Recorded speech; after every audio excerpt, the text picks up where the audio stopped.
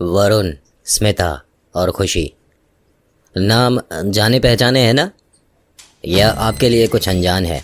अगर ऐसा है तो पहले के दोनों पार्ट ज़रूर सुनिएगा, उसके बाद ही आपको पता चलेगा कि वरुण कौन है, स्मिता कौन है और खुशी कौन है। खैर, अगर इन तीनों को आप नहीं भी जानते तो शबनम को तो जानते ही होंगे, जिसका मकान नंबर 313 है।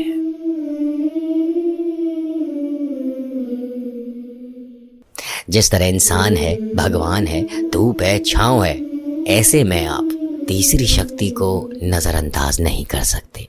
मैं दोबारा बताता हूं आपको एक बात, कि पूरे संसार में कोई ऐसी जगह नहीं जहां वो अपना वास नहीं बना सकते। तो ध्यान से सुनिएगा कहानी को। वरुण, स्मिता और खुशी ये तीनों अपने घर से 313 नंबर से भागकर नीचे आते हैं। वरुण बहुत घबराया हुआ है, पसीने पसीने है, और स्मिता की भी हालत ज़्यादा ठीक नहीं है।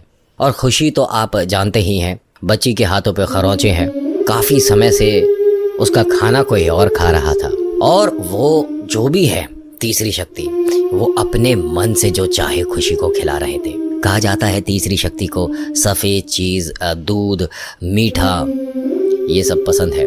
तभी तो बड़े बुजुर्ग कहते हैं कि दूध को खुला नहीं लेके चलना चाहिए, ऊपर से ढक कर लाना चाहिए। या मिठाई अगर एक घर से दूसरे घर जा रही है तो जिस भी बाउल में आप लेके जाते हो, जो भी कटोरी होती है, उसे ढकने के लिए क्यों कहते हैं? इसलिए नहीं कि धूल गिर जाएगी, मक्खी मच्छर। असली बात तो ये है कि तीसरी शक्ति इससे खींची चली आती है। और ये चीज़ें ट्राई करके मत देखिएगा, क्योंकि यहाँ ऐसा नहीं है कि आपने ट्राई किया और आपको अगर समझ या पसंद नहीं आया तो कोई वापसी हो जाएगी। फिर वापसी सिर्फ एक ही दरवाजे पे होती है। खैर, अभी कहानी को ज़रा ध्यान से सुनिएगा। अब जब वरुण, स्मिता और खुशी को लोगों ने इस तरह से परेशान देखा तो सब लोग उनकी मदद के लिए, पूछताछ के लिए उनके पास आकर खड़े हो गए। हर किसी ने पूछा, लेकिन किसी को वरुण बता नहीं पा रहा था कि वास्तव में उसके साथ हुआ क्या है। वरुण बहुत परेशान है। स्मिता को अब यहाँ कुछ न कुछ अजीब सा महसूस होना शुरू हो गया। स्मिता ने कहा कि क्यों ना हम अपने पुराने घर चलें, मेरठ में जो है। वरुण ने कहा कि हम अपने इस घर को नहीं छोड़ेंगे। और स्मिता, तुम्हें डरने की बिल्कुल ज़रूरत नहीं है। खुशी तो बच्ची है, ये कुछ भी बोलती है, तो तुम उसकी बात में मत आओ। यहाँ वरुण को मैं बिल्कुल बेवकूफ़ मानता हूँ, क्योंकि बच्ची की हाथ पे वो खरोंचे इसे नहीं दिख रही। बच्ची जो बोल रही है इसे नहीं समझ आ रहा। और बच्ची ने जो भी इसकी गोदी में बोला है कि तुम मेरी गुड़िया ले आए, इसे अब भी नहीं समझ आया कि इसकी गोदी में वास्तव में कौन है। स्मिता ने वरुण से कहा कि मेरे को इस घर में अब डर लग रहा है, मैं वापस ऊपर नहीं जाऊंगी। तो जो भी लोग वहाँ पर खड़े थे उन्हें लगा कि शायद ये लोग पागल हैं, क्या बात कर रहे हैं कुछ समझ ही नहीं आ रहा, हम घर नहीं जाएंगे, हमें डर लग रहा है। तभी भीड़ में से एक बुर्का पहने औरत आती है और इनके पास आकर धीरे से बोल कर जाती है, तुम यहाँ से कहीं जा भी नहीं पाओगे। बस इतना बोलकर वो चली गई। ये शबनम हो सकती है। यहाँ वरुण ने जब हिम्मत दिखाई तो स्मिता को भी थोड़ा सा कॉन्फिडेंस आया। स्मिता ने कहा कि ठीक है, अगर तुम्हारा ये ही मन है तो हम वापस उस घर में चलते हैं। वरुण ने हिम्मत करी और स्मिता को वापस 313 घर में ले आया। खुशी अभी नींद में है, ये मानिए कि वो बेहोशी में है। बच्ची इतनी ज़्यादा डर गई है कि पापा की गोदी में आते ही, यानी एक ऐसे प्रोटेक्शन में आकर कि अब मेरा यहाँ कोई कुछ नहीं बिगाड़ सकता। पापा की गोदी ऐसी ही होती है, दुनिया की सारी समस्याएं बाहर रह जाती हैं जैसे ही पापा गोदी में उठाते हैं बच्चे को। लेकिन यहाँ कुछ और मामला है। जब ये घर में पहुँचते हैं तो वरुण कहता है कि क्यों ना कल पंडित जी को बुलाया जाए और पहले घर में एक पूजा रखवाई जाए। स्मिता ने कहा बिल्कुल ठीक कह रहे हो, मुझे भी ऐसा ही लगता है कि हमने पूजा नहीं करी, इसी वजह से ये नकारात्मक शक्तियाँ जो हैं या कुछ भी हमारे को जो महसूस हो रहा है ये उसकी वजह से भी हो सकता है। तभी इनके घर पर घंटी बजती है। जैसे ही दरवाज़ा खोलते हैं तो एक काम वाली बाई खड़ी होती है कि मैं 1 घंटे से आपके घर के चक्कर लगा रही हूँ, आपने मुझे बुलाया था और आप लोग पता नहीं कहाँ गए थे। सब कुछ ठीक तो है? वरुण ने स्मिता से कहा कि क्यों ना सारी बातें भूलकर एक नई शुरुआत करें। स्मिता ने भी कहा कि हाँ ठीक है, हम ऐसे डर कर नहीं रह सकते। स्मिता उसे घर में बुलाती है और सारा काम समझा देती है कि सुबह मैं और तुम्हारे साहब काम पर जाएंगे, बच्ची को तुम्हारे को ध्यान से रखना है और दोनों हम 5 बजे तक आ जाते हैं। पूरे दिन के लिए वो काम वाली अब इनके घर पर है। तो वो जो काम वाली बाई है उसका नाम कांता है। कांता भूत प्रेत आत्माओं पर यकीन करती है और हाँ, कांता बालाजी की बहुत बड़ी भक्त है। कांता जैसे ही उस घर में साफ सफाई करनी शुरू करती है तभी उसे कुछ अजीब सा महसूस होने लगता है, एक बदबू आनी शुरू हो जाती है। तो वो साहब मेम साहब से कहती है कि आपके घर में क्या आप नॉनवेज पकाते हो? तो उन्होंने कहा कि नहीं, हम तो नहीं खाते, लेकिन तुम ये सवाल क्यों पूछ रही हो, क्या तुम खाती हो?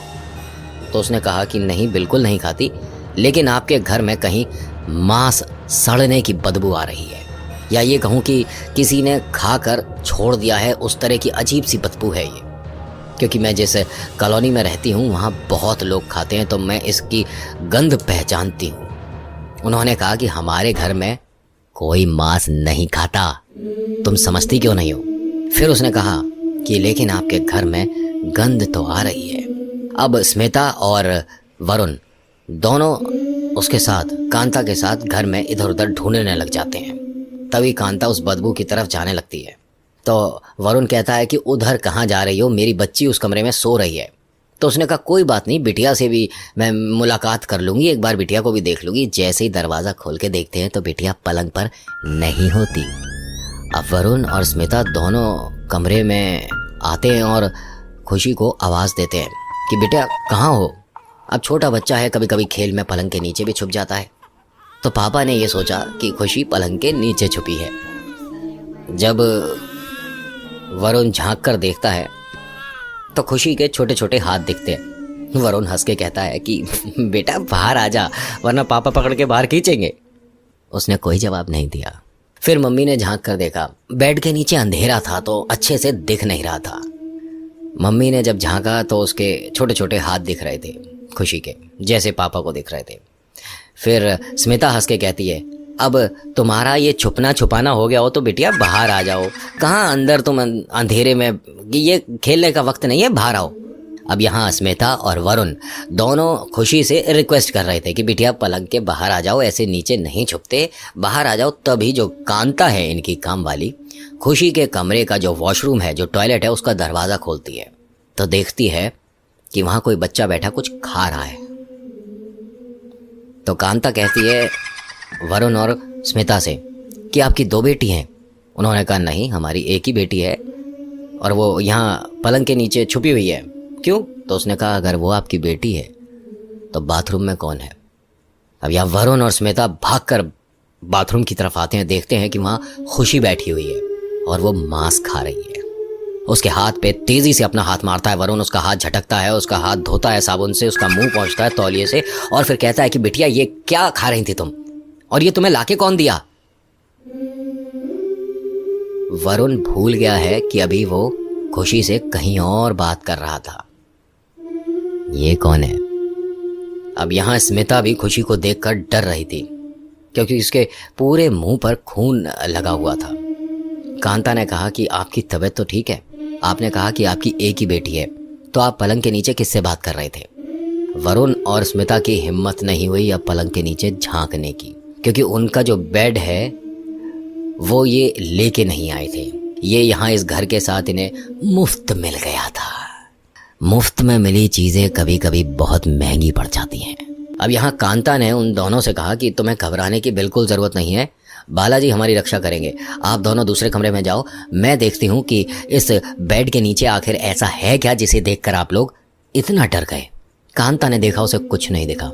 उसने मोबाइल की रोशनी से देखा, मोबाइल की टॉर्च जलाकर देखा तो बेड के नीचे कुछ भी नहीं था। लेकिन हाँ, उसने ध्यान से देखा तो बेड में एक कील गड़ी हुई थी। कांता ने उसे छुआ नहीं। नीचे की तरफ से बेड में ऊपर, समझ रहे हैं, किसी ने कील ठोक रखी थी। अब कांता बाहर आती है, उस कमरे को बंद करती है और उसकी चटकनी लगा देती है। कि आज अभी के लिए इस कमरे को बंद कर दीजिए, कल जब पूजा पाठ होगी तभी इस कमरे को खोलिएगा, उससे पहले मत खोलना। तो वरुण ने पूछा, तुम इस तरह से क्यों कह रही हो और तुम कहाँ जा रही हो? उसने कहा, साहब मुझे अभी जाना पड़ेगा क्योंकि आपके घर में परेशानी बहुत बड़ी है इस टाइम। मुझे बालाजी के मंदिर जाना है और मैं आकर आप सभी को बहुत कुछ बताऊंगी और आप परेशान मत होइएगा। बजरंग बली का पाठ करिए, आपको कोई परेशानी नहीं होगी। तो स्मिता ने कहा कि तुम ये बार बार हमारे को बालाजी का पाठ करो, बजरंग बली को याद करो, क्यों बोल रही हो? ऐसा क्या क्या देखा है तुमने उस कमरे में?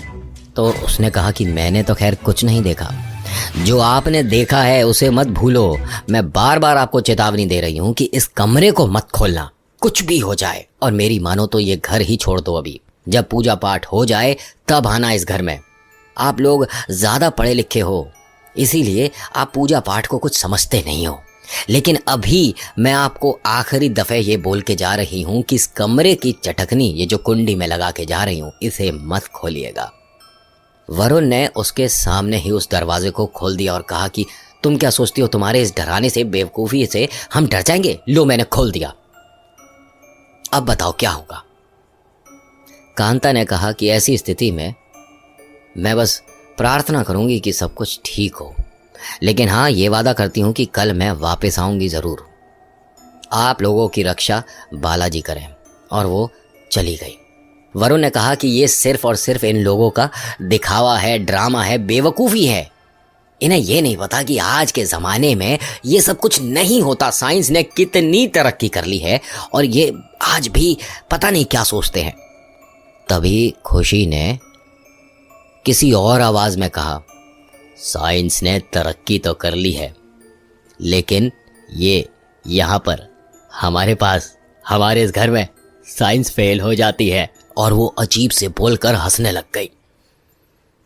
स्मिता ने खुशी के बहुत तेजी से हाथ पकड़ के उसे झिंझोड़ा कि ये किस तरह से बोल रही हो तुम? डैडी से ऐसे बात करते हैं? और ये तुम आवाज़ बदलना कब से सीख गई? ये क्या देखती है टीवी पर? ये किन बच्चों के साथ खेल रही है? मुझे कुछ नहीं समझ आ रहा। ये इसने आवाज़ ये कैसे निकाली? तो वरुण बोलता है कि मिमिक्री आर्टिस्ट बनना चाहती होगी। इन्हें बिल्कुल नहीं समझ आ रहा कि मिमिक्री आर्टिस्ट और तीसरी शक्ति में बहुत फर्क होता है। यहाँ खुशी को अजीब अजीब सी आवाज़ में बात करते हुए वरुण ने उसकी वीडियो बनाई मोबाइल से, क्योंकि ये खुश थे कि इनका बच्चा अलग तरीके से रिएक्ट कर रहा है, लेकिन ये रिएक्शन अलग था। इनकी समझ नहीं आई। जब इन्होंने वीडियो बनाई और अपने एक जानने वाले को भेजी, तो जानने वाले ने कहा कि ये मैं वीडियो समझ नहीं पाया। तो वरुण ने कहा कि तुमने देखा हमारी बिटिया किस तरह से बात कर रही है ना? और कोई टैलेंट शो हो ना तो हमें बताना, हम अपनी बिटिया को भेजेंगे। तो उस इंसान ने कहा कि बिटिया को किसी टैलेंट में नहीं भेजना है आपको, किसी भी शो में नहीं भेजना है आपको। आप बिटिया को लेके सीधा मेहंदीपुर बालाजी पहुंचिए। तो वरुण ने कहा कि मैंने जो वीडियो भेजी है तूने देखी है? उसने कहा कि हाँ देखी है, तभी बोल रहा हूँ कि आप मेहंदीपुर बालाजी जाओ वरना बहुत देर हो जाएगी। तो वरुण ने कहा कि तू ऐसे क्यों बात कर रहा है? तो वरुण के जो रिश्तेदार हैं जिनको वो वीडियो भेजी है, उसने कहा कि मेरा घर तेरे सिर से 10 मिनट की दूरी पे है, तू अपनी बिल्डिंग के बाहर आ, मुझे बाहर आकर मिल, और जो मुझे वीडियो भेजी है ये देख तूने मुझे क्या भेजा है। उसने कहा कि मेरे फ़ोन में भी यही है, मैंने जो भेजा है वही तो तू देख रहा है। तो उसने कहा कि अगर तेरे भी फ़ोन में वो होता तो तू मुझे ये वीडियो भेजता ही नहीं, तू 10 मिनट में मुझे बाहर मिल। अब वरुण सारी बात स्मिता को बताता है। स्मिता कहती है कि ये इस तरह से क्यों बोला इन्होंने, दिखाओ ज़रा मुझे वीडियो। अब स्मिता ने भी देखा तो वो वीडियो नॉर्मल थी। उनकी बिटिया अलग अलग आवाज़ में बात कर रही है, अलग अलग तरीके से चल रही है, और एक छोटा सा बच्चा एक रोटी को ज़्यादा से ज़्यादा 3-4 मिनट में खा लेगा, धीरे धीरे, है ना? लेकिन वो एक गस्से में एक पूरी रोटी खा रही है। समझ रहे हो आप? पूरी रोटी इतना छोटा बच्चा एक साथ, जितना मुंह खुलता है ना बच्चों का, उससे थोड़ा सा दुगना या तिगना मुंह बड़ा खुल रहा है उसका। पापा सोच रहे हैं कि ये कलाकारी दिखा रही है। खैर वो नीचे आते हैं, अपने उस रिश्तेदार से कहते हैं कि तूने जो कहा है दिखा ज़रा मुझे वीडियो। जैसे ही उनका वो रिश्तेदार वो वीडियो दिखाता है, इनके पैरों तले ज़मीन निकल जाती है वरुण नीचे से ही स्मिता को बहुत तेज आवाज देता है कि स्मिता जल्दी नीचे आओ। स्मिता बालकनी में आती है और कहती है कि क्या बात हो गई। तो वरुण नीचे से दोबारा चिल्लाकर कहता है कि स्मिता नीचे आओ और खुशी को लेकर आना। अब स्मिता ने खुशी को गोदी में उठाया और लिफ्ट से नीचे आती है। स्मिता को वो फ़ोन देता है और कहता है कि ये देखो। स्मिता जब वो वीडियो देखती है तो उसमें खुशी तो चुप खड़ी होती है, लेकिन खुशी के कंधे के पास एक चेहरा होता है किसी का, जैसे हम बच्चों के कंधे पे अपनी ठोड़ी रख देते हैं, है ना, या ये मानो जब कोई गोदी लेता है किसी को तो जैसे पीछे से चेहरा दिखता है। तो खुशी ने उसको गोदी ले रखा है और वो कोई छोटी बच्ची नहीं है, काफ़ी बड़ी औरत है जो कि खुशी के पीठ पर लिपटी हुई है और आवाज़ें वो निकाल रही है। खुशी तो बोल ही नहीं रही इसकी वीडियो में। तो इसके रिश्तेदार ने कहा कि ऊपर है कौन और ये वीडियो तुमने बनाई कैसे? खुशी बेटी ने इसे उठा कैसे रखा है? वरुण ने कहा कि हमें ये कुछ भी नहीं दिखाता ऊपर। और वरुण ने अपना फ़ोन दिखाया। वरुण के फ़ोन में वास्तव में वो नहीं दिखी थी, लेकिन इनके जो रिश्तेदार हैं, इनके जो दोस्त हैं, इनके फ़ोन में वो साफ दिखी है। अब वरुण अपना फ़ोन निकालता है और खुशी की एक फ़ोटो खींचता है तो उसकी फ़ोटो नॉर्मल आती है। फिर अपने उसी रिश्तेदार से बोलता है कि एक बार तू फ़ोटो खींच मेरी बच्ची की और मुझे दिखा। अब जैसे ही वो फ़ोटो खींचता है इनके पैरों तले ज़मीन निकल जाती है उसे देखकर। आगे क्या हुआ जानने के लिए आप इंतज़ार करिए, अगला पार्ट ज़रूर अपलोड होगा।